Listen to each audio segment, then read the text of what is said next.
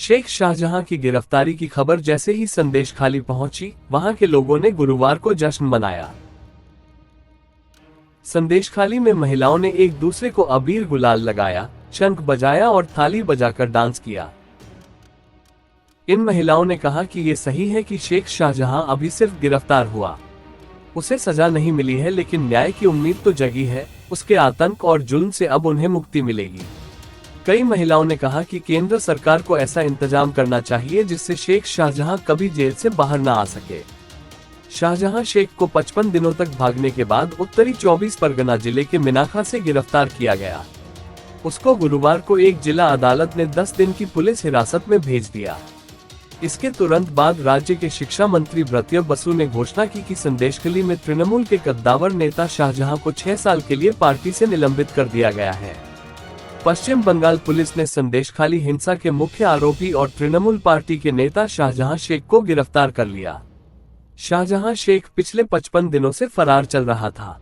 शाहजहां शेख की गिरफ्तारी की खबर का संदेशखाली के कई हिस्सों में खुशी के साथ स्वागत किया गया। ग्रामीणों ने मिठाइयां बांटी और महिलाओं ने गुलाल जमकर खेला। हालांकि प्रशासन ने किसी किस्म का हंगामा न पैदा हो, इसकी आशंका के चलते गुरुवार को 49 स्थानों पर सीआरपीसी की धारा 144 के तहत नए प्रतिबंध लगा दिए। सरबेरिया अगरहाटी ग्राम पंचायत के अंतर्गत शाहजहां के अकुंजीपारा आवास सहित विभिन्न क्षेत्रों में पुलिस तैनात की गई थी। पश्चिम बंगाल की सीएम ममता बनर्जी ने कहा कि वन अधिकार आदिवासियों के हैं और कोई भी उन्हें जब्त नहीं कर सकता। उन्होंने जोर देकर कहा कि उनके अधिकारों की रक्षा के लिए कानून लागू किए गए हैं। सीएम ने आदिवासियों के लिए लंबित भूमि संबंधी समस्याओं को हल करने और इस उद्देश्य के लिए सरकारी भूमि का उपयोग करने के महत्व पर भी प्रकाश डाला। उन्होंने आश्वासन दिया कि आदिवासियों के अधिकार बहाल किए जाएंगे, जिसमें उनके रैयती अधिकार भी शामिल हैं। महिलाओं के साथ यौन हिंसा और जमीन हड़पने के आरोपी टीएमसी नेता शाहजहां शेख की गिरफ्तारी से संदेशखाली के कई हिस्सों में खुशी की लहर दौड़ गई।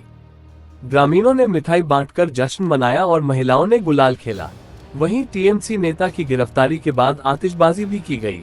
हालांकि इसी बीच प्रशासन ने सीआरपीसी की धारा 144 के तहत 49 जगहों पर ताज़ा पाबंदियां लगाई हैं।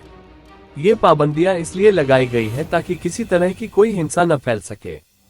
पश्चिम बंगाल में हाईकोर्ट की सख्ती और संदेशखाली की जनता के दबाव के सामने आखिरकार ममता बनर्जी को झुकना पड़ा।